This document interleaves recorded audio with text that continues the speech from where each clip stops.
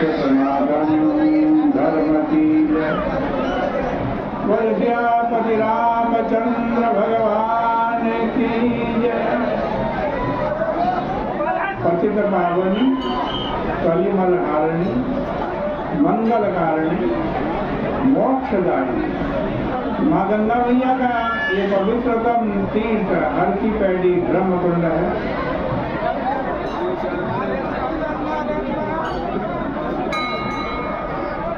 हिंदू धर्म के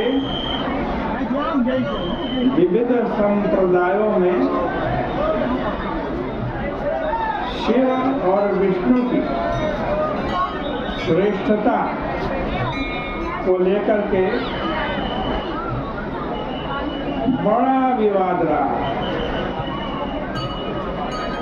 और यह विवाद शाब्दिक संघर्ष से आगे बढ़कर क्रियात्मक भूमि में अपने विरोधी के प्रहार और संहार तक जा पहुंचा। दक्षिण भारत में आज भी यह कटुता व्याप्त है। उत्तर भारत में यदि कटुता विद्यमान नहीं है तो इसका एकमात्र सारा श्रेय गोस्वामी तुलसीदास जी को जाता है। उनकी आराध्या भगवती सीता श्रद्धा और अनुराग भरे अंतःकरण से शंकर प्रिया पार्वती जी की पूजा करती, प्रार्थना करते करते गदगद भाव से चरण पकड़ लेती। भगवती उमा भी प्रेम और विनय के वशीभूत होकर उन्हें आशीर्वाद देती। और यह सब वे प्राणेश्वर श्री राम को पुष्प वाटिका में देख लेने के पश्चात करती। उनके अंतःकरण में प्रभु को आज पाने की व्याकुलता है, पर उन्हें यह विश्वास है कि भगवती उमा आशीर्वाद दे रही हैं। उनके आशीर्वाद से यह संभव होगा। गोस्वामी जी पार्वती पूजन का बड़ा ही मधुर और मार्मिक चित्र प्रस्तुत करते हैं। जय भवान भवन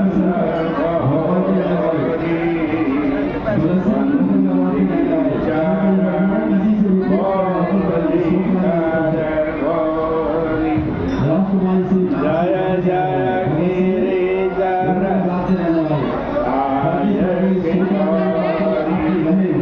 जय महेश दुर्ग चंद जगौरी जय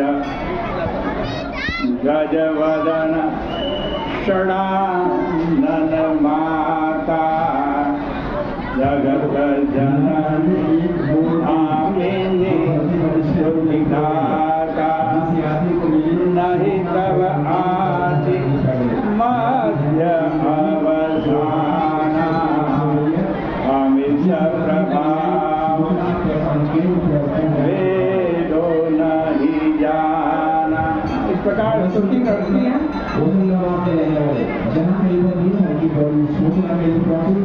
और देखो अंत में कहती हैं मन जाहि राजा मिलहि सोहर सहज सुंदर सांवरो करुणा निधान सोजानी स्नेह जान करावरो एहि भांति करि अधीर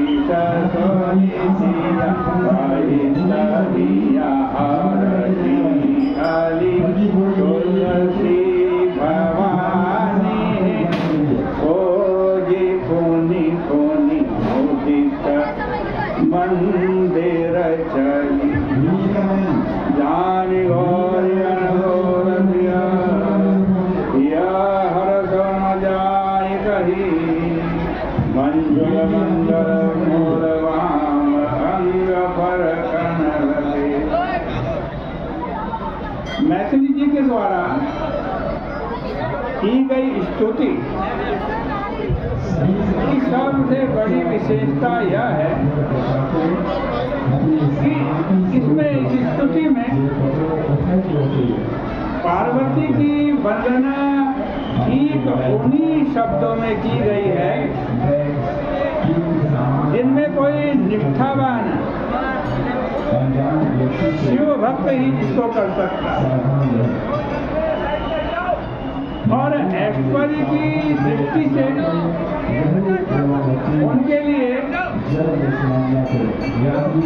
उन्हीं विशेषणों का प्रयोग किया गया है जिनका मानस के अन्य प्रसंगों में जनक नंदनी के लिए जो विशेषण दिए गए हैं वही विशेषण इस स्तुति में माँ भगवती पार्वती जी के लिए दिए। गोस्वामी जी की दृष्टि में माँ मैथिली उत्पत्ति, पालन और संहार कारिणी है। और शुरू में ही कहते हैं संहार कारिणी देशहारिणी सर्वश्रेयकरीं सीतां नतोऽहं रामवल्लभा। किशोरी जी के द्वारा की गई वंदना में यह ऐश्वर्य भगवती उमा का है।